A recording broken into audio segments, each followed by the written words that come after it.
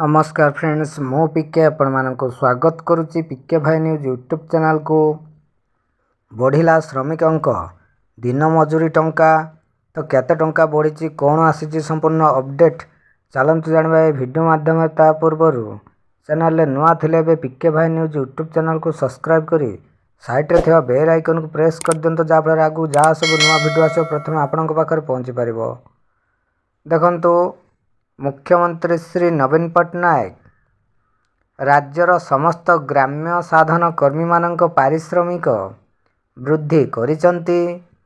यह अनुजाई दैनिक कार्य दिवसर पारिश्रमिक 300 रु 400 टंका को वृद्धि होइथिबा बेले यातायात खर्च बाबद को अतिरिक्त 100 टंका मिसाए समुदाय 500 टंका प्रदान कराजिबो।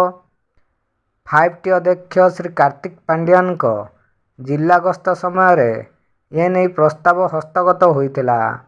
तो बड़ अपडेट मुताबक ग्राम्य साधन कर्मी मानक दैनिक पारिश्रमिक वृद्धि समुदाय दैनिक पारिश्रमिक 500 टंका।